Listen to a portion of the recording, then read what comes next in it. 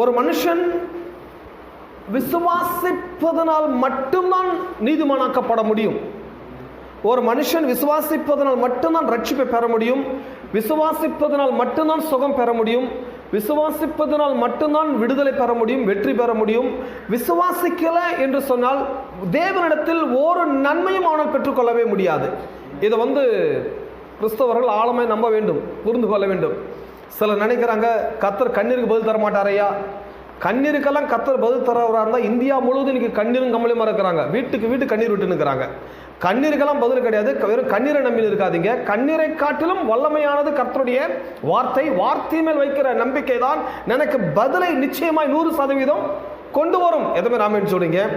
கண்ணீருக்கோ மற்ற நீங்கள் செய்கிற நற்கிரிகளுக்கோ அல்லது நீங்கள் செய்கிற மத காரியங்களுக்கோ அதை மேல் நம்பிக்கை வைக்காதீங்க. அதை மேல் டிபெண்ட் ஆகாதீங்க. விசுவாசத்துக்கு